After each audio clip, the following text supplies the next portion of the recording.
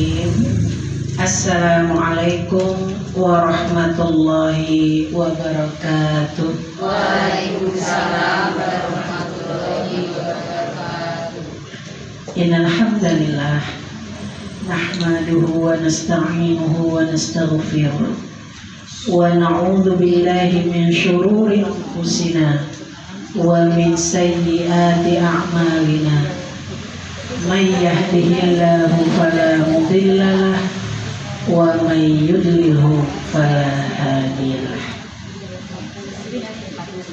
Asyhadu an la ilaha illallah wa asyhadu anna Muhammadan abduhu wa rasuluh la nabiyya ba'dah. Alhamdulillahirabbil alamin. Yang saya hormati ibu-ibu pengajian rutin Nurjanah Banting Batu Timur. Saya doakan panjenengan semua dalam keadaan sehat walafiat, tetap semangat thalabul ilmi, dikaruniakan keturunan yang sholih-sholihah dan juga keluarga yang sakinah mawaddah warahmah.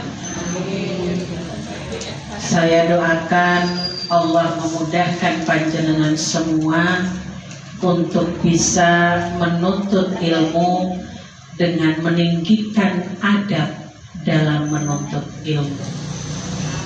Karena di zaman para sahabat maupun tabi'in yang namanya menuntut ilmu itu betul-betul sesuatu yang mereka cari dengan mengorbankan banyak hal, entah itu waktu, tenaga, jangan dikata untuk masalah materi, itu lebih luar biasa lagi. Maka saya doakan panjenengan yang sudah berniat dari rumah untuk datang ke Masjid Al-Ittihad ini dalam rangka thalabul ilmi, Allah mudahkan untuk memahami apa yang nanti disampaikan. Allah kuatkan panjenengan untuk fokus selama pengajian. Tadi sebelum dimulai udah dipersilahkan nih, monggo yang ini sambil pengajian inti, monggo sambil dimakan. Mungkin kita harus belajar untuk mengubahnya ya. Karena gini ibu-ibu semuanya, saya ngomong seperti ini bukan dalam rangka hendak menjadikan orang tuh, tapi supaya ilmu yang kita terima ini benar-benar bisa berkah, bisa menjadi wasilah kita memasuki jannahnya itu dengan sangat mudah. Salah satu diantaranya itu adalah dengan adab menghadapi ilmu. Para sahabat dulu, para alim ulama dulu, ya, kalau sudah masalah ilmu mereka itu nggak main-main. Salah satu ulama yang sangat terkenal, ya, yaitu Imam, ada 4 imam, ibu-ibu siapa aja tuh? Imam Hanifah, Hanafi, terus Abu Hanifah, terus Imam Malik, Imam Syafi'i, Hanifah, itu anaknya maksudnya. Ya, salah satunya itu Imam Syafi'i. Suatu ketika dia datang terlambat dalam majelis gurunya. Gurunya sudah mulai ngaji, sudah mulai belajar. Beliau masuk nggak kayak kita, apalagi sambil bawa dus kayak gini enggak. Ya, beliau masuk itu buka pintu tuh nggak berani keras. Karena apa? Beliau duduk, terus itu duduk pilihnya paling belakang. Karena apa? Tidak mau melewati temannya yang udah di depan. Beliau duduk di belakang, buka kitab, nggak kayak kita sekarang cekrek gitu ya, gini. Beliau tidak, buka itu sangat pelan tenang sekali. Dalam rangka apa? Biar gurunya nggak terganggu. Itu adab alim ulama dahulu. Ustazah yang ngomong koyo ngono ki maksudnya apa? Apakah sekarang kita memang beda, levelnya memang beda, tapi tidak ada salahnya kalau kita belajar untuk meneladani beliau-beliau tadi. Gitu nggak ibu-ibu? Jadi kalau selama saya mengisi pengajian, kalau bisa jangan ada yang munyah. Siapa yang jadi pengen? Dilarang keras. Saya jadi pengen juga. Ya, jadi ayo kita sama-sama fokus ya. Saya fokus menyampaikan materi, panjenengan fokus mendengarkan materi. Gitu ya. Alhamdulillah. Sebelum kita mulai ya, saya ingin mengucapkan, walaupun ini sudah di ujung waktu ya Bu, bulan Syawal udah paling ujungnya banget ini. Saya tetap ingin menyampaikan, taqabbalallahu minna wa minkum. Semoga amal ibadah kita diterima oleh Allah Subhanahu wa taala, minal aidin wal fa'idin. Saya berdoa semoga panjenengan semua amal ibadahnya keterima sama Allah. Terhapus dosa-dosanya, suci murni di bulan Syawal ini. Amin. Kalau udah suci begitu jangan ditambahin lagi ya Bu. Kita upayakan untuk kalau bisa suci sampai 11 bulan kemudian masuk Ramadan lagi dalam keadaan suci lagi. Gitu ya. Amin. Baik ibu-ibu, tapi yang kayak begitu nggak mudah, ya nggak? Nggak usah tunggu Syawal, Ramadan aja. Untuk masalah hati tidak mudah untuk kita jaga. Nih, makanya ini kayak gini nih. Ini menguji hati.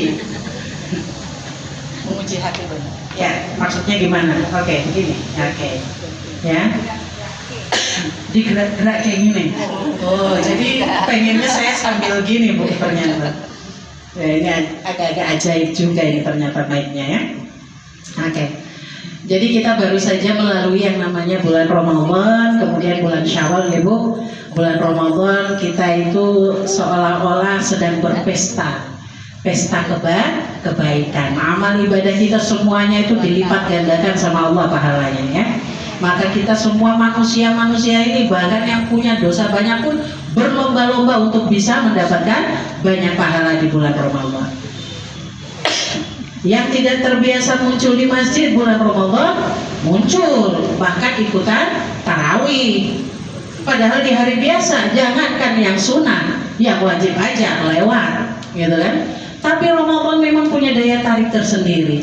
Sampai akhirnya apa? Manusia-manusia yang tidak pernah mengingat Allah, bahkan dalam kesehariannya itu lupa dengan yang wajib, Ramadan yang sunnah aja mereka kerjakan, gitu ya.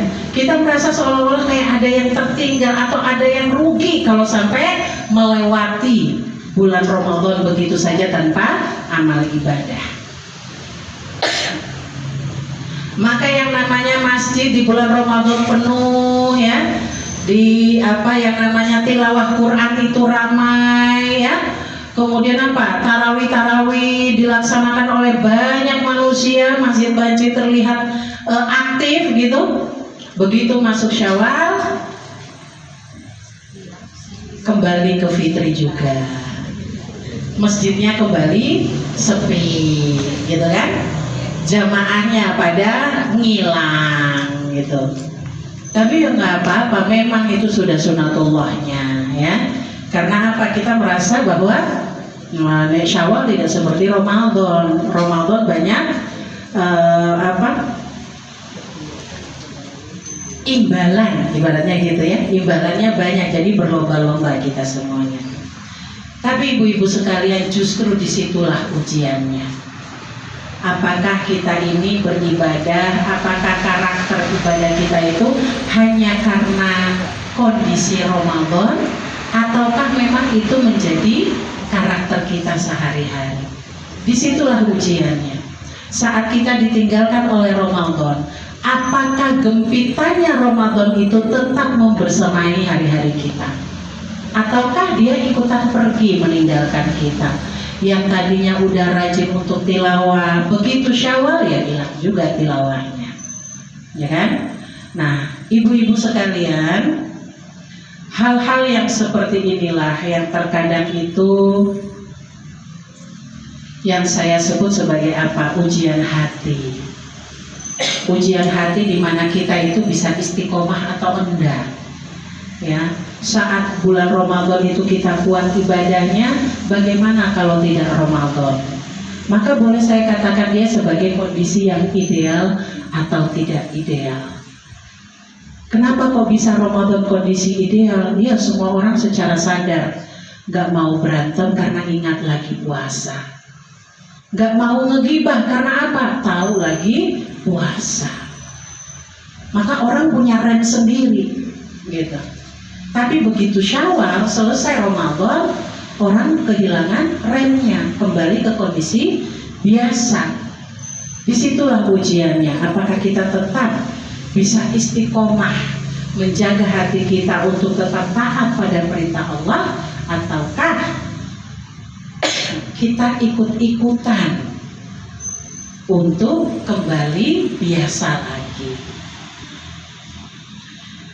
Ibu-ibu kalau berbicara masalah hati, ibaratnya seorang anak kecil ya, dia datang bawa gelas berisi air comberan. Kemudian dia minta sama mamahnya, "Mama, itu loh, aku minta dibuatkan sirup. Menurut panjenengan, apa yang akan dilakukan ibunya?" Dia minta dibuatkan air sirup di gelas yang berisi air comberan. Gimana?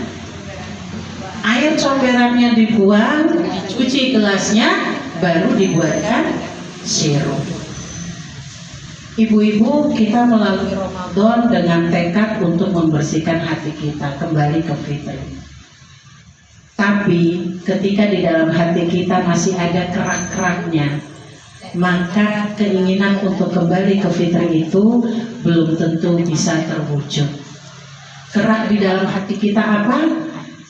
Rasa iri hati, benci, hasad, ya, dendam. Ini yang membuat keinginan kita untuk kembali fitri bisa terhalang. Ibarat gelas tadi, pengen dibuatin sirup tapi di dalamnya ada air comberan. Maka buang dulu air comberannya, buang dulu itu iri hatinya, buang dulu itu dendamnya, buang dulu itu amarahnya. Baru kemudian diisi dengan hal yang fitrah. Tapi nggak mudah memang. Kita berada dalam kondisi yang tidak ideal, ibu-ibu. Ya, mungkin kita udah punya tekad kuat. Pokoknya Syawal ini belajar sabar. Baru punya tekad itu, sudah diuji kesabaran. Entah yang mungkin bermasalah dengan tetangga, atau mungkin dengan pasangan sendiri, bahkan mungkin dengan anak. Untuk urusan hati ini adalah jalan sunyi ketika kita ingin memperbaikinya. Saat kita ingin menghilangkan dendam, rasa marah, jengkel pada orang, iri hati pada sesama, tidak ada yang melihat usaha itu, ibu-ibu. Mungkin iya dulu kita pernah terpeleset, ya, menjadi manusia yang hatinya tidak baik. Kemudian saat kita ingin memperbaiki hati kita, nggak ada yang lihat. Orang taunya apa? Alah, dia dulunya kayak gitu kak. Nah, ya, oh pancen dia tuh orangnya hatinya tuh keras, susah diomongi. Yang orang lihat itu adalah masa lalu kita. Sedangkan Allah melihat masa depan kita. Kamu mau berusaha seperti apa? Apakah kamu ingin kembali kepada kebaikan atau enggak? Masa lalu udah, biarlah masa lalu. Jadikan itu sebagai pelajaran. Tapi tetap memandang ke depan untuk menjadi lebih baik dari yang kemarin. Tapi manusia nggak kayak gitu. Manusia yang dilihat apa? Yang kemarinnya. Ya, karena apa? Ya itu tadi, di dalam hatinya masih ada kerak-keraknya. Ibarat kalau saluran pipa itu kalau di dalamnya banyak lumut, pasir atau mungkin ada batunya, itu mau mengeluarkan maaf apa itu kan susah, Bu. Ya, mengalirkan air kan susah itu. Nah kalau sekarang itu mungkin kita pakai apa? Aliran darah. Aliran darah kalau banyak lemaknya kan nggak lancar ya. Akibatnya apa Bu?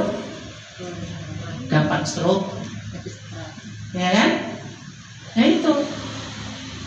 Jadi ketika kita tidak berusaha untuk membersihkan hati kita, maka upaya kita untuk memaafkan orang lain itu nggak mudah, karena masih ada disimpan yang di hati, gitu. Syawal itu kan niatan kita untuk saling memaafkan. Bagaimana kita bisa memaafkan orang lain kalau hati kita masih belum bersih, masih ada keraknya. Ibu-ibu sekalian, suatu ketika Nabi Muhammad itu duduk dengan para sahabat. Tiba-tiba beliau bilang gini, bentar lagi akan ada lewat seorang ahli calon penghuni surga. Para sahabat tuh kepo, sopo iki? Kok bisa-bisanya Nabi sebut dia sebagai calon penghuni surga? Ditungguin Bu, disangka ini bakalan lewat ini orang yang memang terkenal ahli ibadahnya gitu ya. Begitu lewat seorang laki-laki yang penampilannya tuh biasa banget. Sahabat bingung, ini. Tapi dalam kebingungan mereka ya masih tetap terima wong Nabi yang ngomong kok ya. Nah itu hari pertama. Hari kedua terjadi lagi, Nabi bilang lagi, sebentar lagi akan lewat seorang lelaki calon penghuni surga, ahli surga. Sahabat nunggu, siapa ini? Laki-laki tadi. Kaget sahabat tuh, kok bisa? Sampai hari ketiga masih lagi Nabi bilang, sebentar lagi akan ada calon penghuni surga. Seorang sahabat itu saking keponya Bu, nunggu siapa yang bakalan lewat. Kembali laki-laki yang kemarin 2 hari berturut-turut itu yang lewat. Dia udah saking gak tahannya, akhirnya apa? Minta izin sama itu laki-laki. Izin apa? Nginep di rumahnya. Karena apa? Kepo banget ini orang, ini bikin apa sampai Nabi bilang dia itu sebagai calon penghuni surga. 3 hari Bu, dia tinggal di rumah laki-laki tadi. Setiap malam dia ngintip apa yang dilakukan oleh laki-laki calon penghuni surga itu, ahli surga katanya. Diintipin, dilihatin cara dia sholat, cara dia tilawat dan segala macam perbuatan baik. Sahabat ini ngebatin, kayaknya biasa aja ya. Sampai di hari ketiga saatnya dia harus pulang. Kita itu kalau nginep di rumah saudara paling enggak tuh 3 hari itu dilayani ibarat tamu. Lebih dari itu udah dianggap orang rumah. Ya, itu dalam Islam aturannya. Hari ketiga pada akhirnya dia tuh nanya sama itu laki-laki, mohon maaf saudaraku, saya itu sebenarnya nginap di sini ini karena kepo. Nabi bilang kamu itu adalah ahli surga. 3 hari saya tuh ngintip kamu ibadah, cuman pengen tahu apa yang membedakan ibadahmu dengan ibadahku.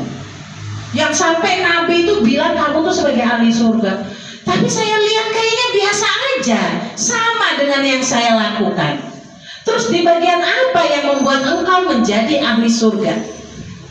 Maka dia menjawab, saya setiap malam, ibadah saya itu memang seperti itu.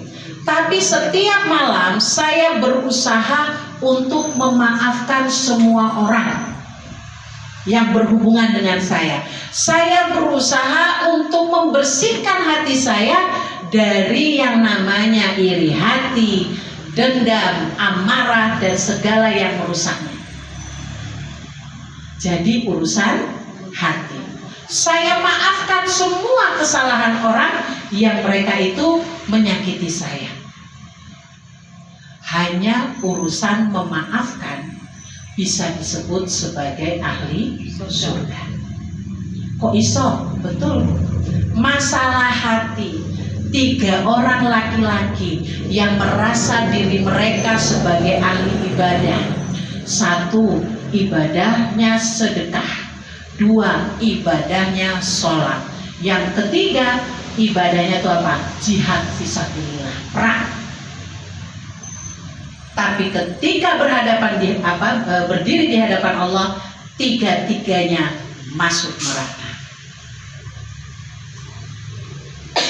Kok bisa? Protes tiga orang ini. Kami di dunia ahli ibadah, sedekah tiap hari, sholat tiap saat, berperang fisabilillah. Tapi Allah katakan apa? Kalian melakukan itu semua. Kamu yang sedekah hanya supaya dibilang dermawan. Kamu yang sholat supaya dibilang ahli sholat. Dan kamu yang berperang hanya supaya dibilang apa? Pemberani. Semua urusannya dengan hati. Maka hati ini adalah sebuah perjuangan yang benar-benar sunyi, nggak kelihatan orang lain. Jenengan sholat, rajin sholat, Masya Allah ya, sholatnya luar biasa. Jenengan sedekah, Masya Allah, itu memang suka sedekah. Tapi kalau untuk urusan memperbaiki hati, menghilangkan kerak hati, ada yang lihat Bu? Nggak ada. Maka itu pilihan panjenengan. Panjenengan sendiri yang bisa menentukan apakah saya ingin menjadi bagian orang-orang yang diterima Allah karena hati yang bersih atau tidak.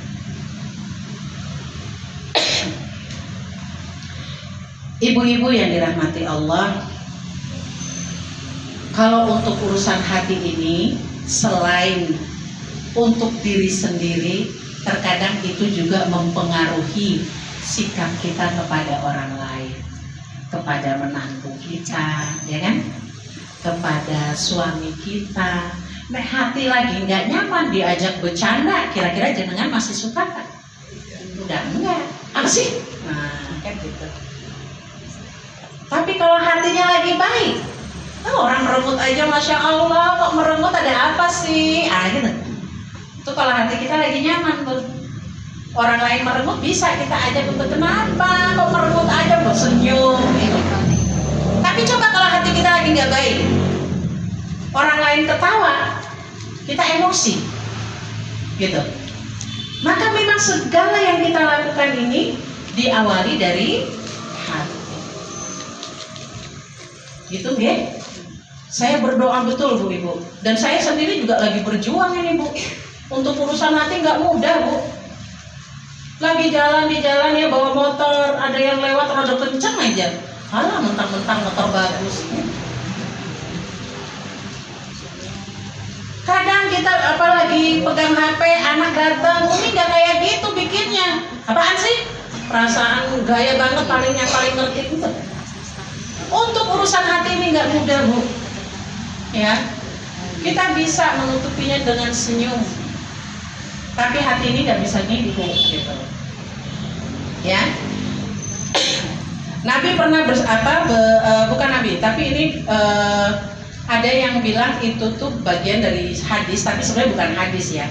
Itu Imam Al-Ghazali dalam Ihya Ulumuddin itu menekankan bahwa yang namanya masalah hati itu kan kaitannya dengan hawa nafsu.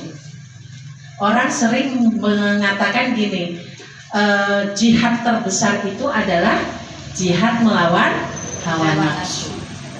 Tidak sedang mengecilkan makna jihad yang sesungguhnya, nggih Ibu, bahwa jihad perang fisabilillah itu balasannya udah yang lebih luar biasa.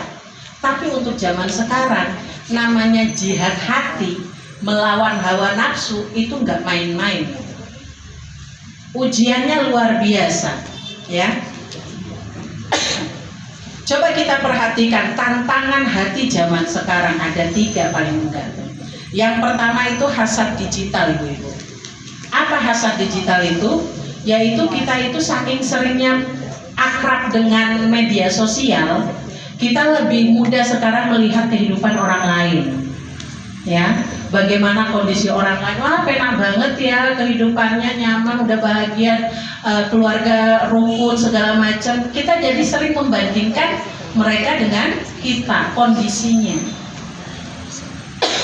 Anak-anak muda kita sekarang terpapar dengan yang seperti itu, sehingga apa? Terkadang mereka tuh mengatakan, apalah aku hanya hanya sekadar remahan rengginang di pojokan kedua. Akhirnya merendahkan diri sendiri, merasa tidak ada gunanya, tidak ada kelebihannya, merasa gimana caranya aku juga pengen seperti itu kok enak banget sih, udahlah kaya, cantik, bodinya bagus. Jadi jadi seringnya gitu, akhirnya membandingkan hidup dengan orang lain. Hasad digital, ibu-ibu. Kalau kita nggak bisa untuk menahan hati, nanti bisa-bisa kayak itu. Kemarin yang ada kasus viral, seorang ex dari pengajar dosen ngamuk di depan garasi tetangganya. Kenapa kok ngamuk? Karena tetangganya beli mobil yang dia inginkan. Dia belum bisa beli, belum punya duit. Marah dia ngeliatin tetangganya beli mobil, kebetulan mobil itu yang pengen dia beli. Ngamuk, itu garasi didorong-dorong, diteriakin, bahkan sampai ditendang pintu garasinya. Coba, kita mau bilang orang stres?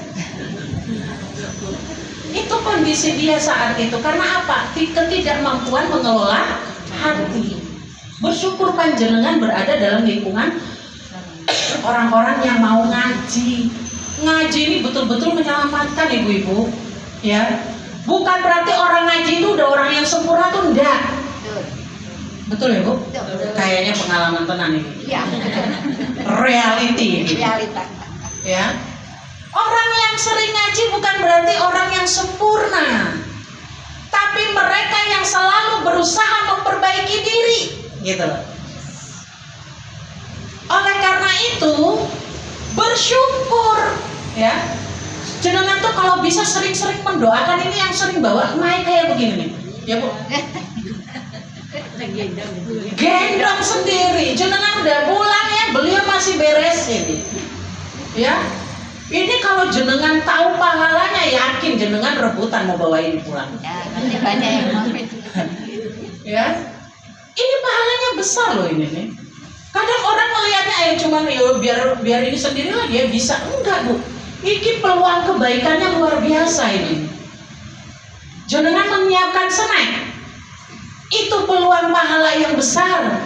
Memudahkan orang lain belajar, biar mereka nggak kelaparan, kasih sedekah makanan. Semoga dilipatkan. Nah, kayak semangat ya ibu ya. Siap. Double tuh snacknya. Ya, jadi untuk urusan hati itu luar biasa. Maka tadi saya bilang bersyukur jenengan ada di lingkungan ini. Jangan pernah coba-coba untuk lagi repot, lagi nggak bisa, udahlah libur ngaji dulu. Jangan. Jenengan bisa datang ke sini itu kehendak Allah, bikin jenengan itu mudah masuk surga. Koyo masih cari alasan sih. Ya.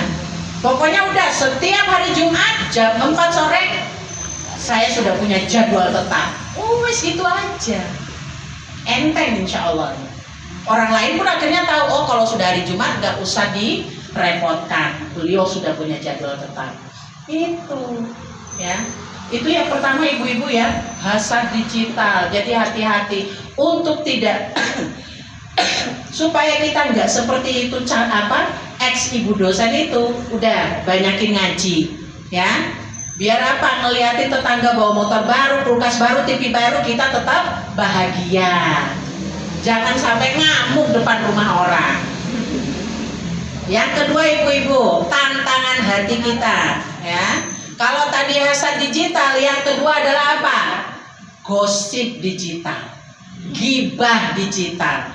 Jenengan buka medsos, ada berita tentang rumah tangganya artis, jenengan ikut liatin, apaan sih? Jadi perempuan, sudah. Jadi bagian dari para penggosip. Entah benar, entah enggak. Kalau benar itu gosip atau gibah, kalau salah itu fitnah. Sama-sama nggak ada untungnya. Ya, wah nek koyo ngono berarti nggak usah buka-buka media sosial. Ya nggak gitu juga. Tergantung tadi hati. Ya, jadi hati ini yang dijadikan komandonya. Kalau hatinya baik, yang dicari ya yang baik-baik.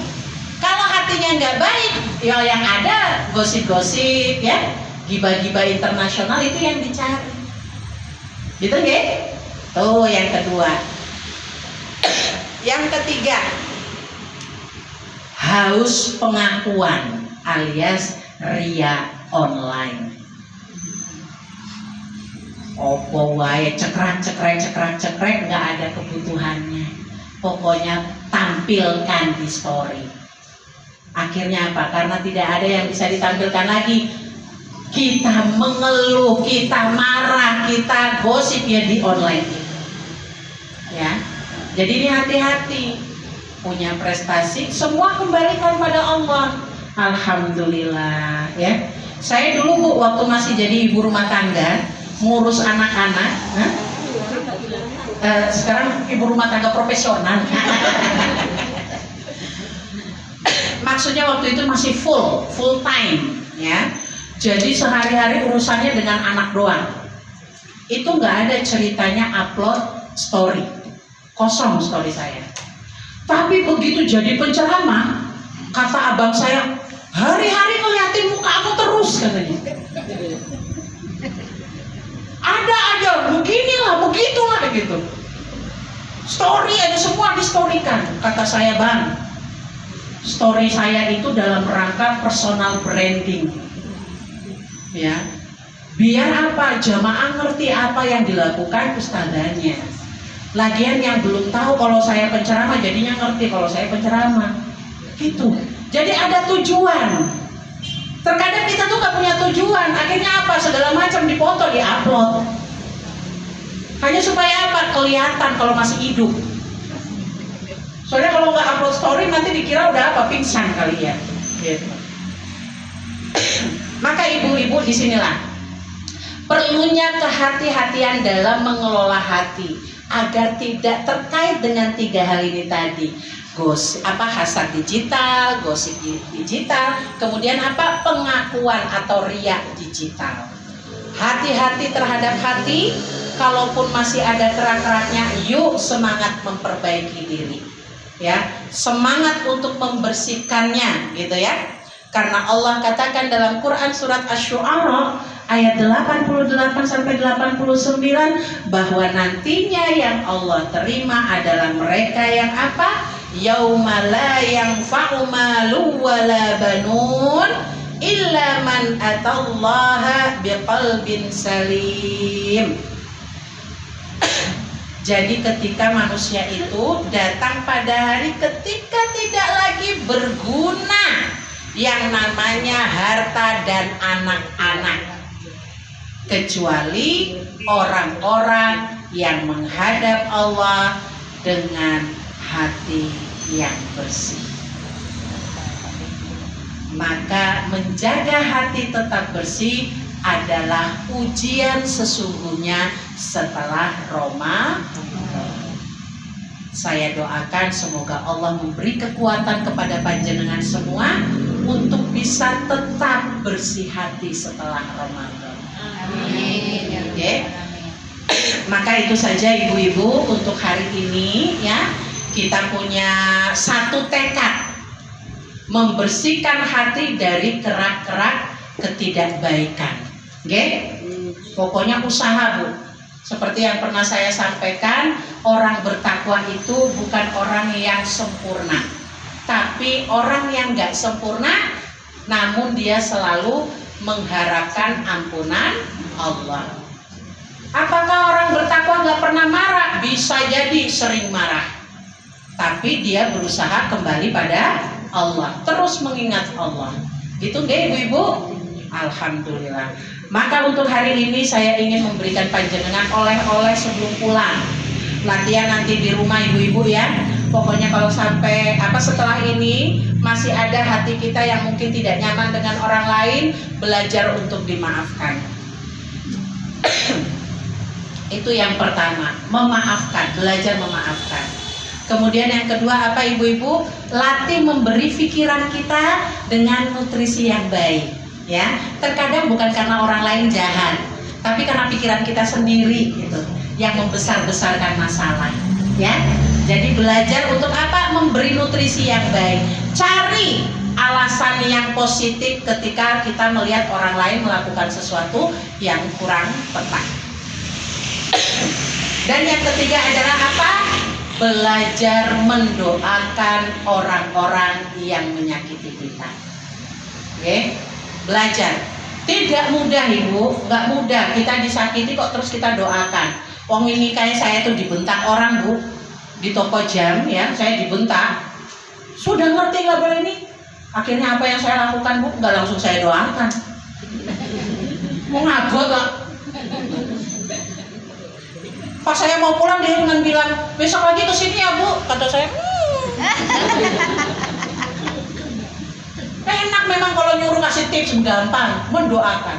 Namun itu tadi bu, sampai di jalan setelah hati mungkin lebih lapang, ya Allah ampunilah dia, ampunilah aku. Saya dibentak bu di toko jam, ngeklaim barang, siapa suruh ganti jam? Apa siapa suruh ganti baterai? Wah, ada orang lain bu, ego naik. Saya kepengen bales, jenengan suara gede, saya juga bisa suara gede. Tapi itu tadi, saya cuma pegang etalase. Lantai 1, lantai 1, lantai 2, lantai 2, lantai 3, lantai 3. Itu doang. Sampai akhirnya beliau, besok lagi kesini ya.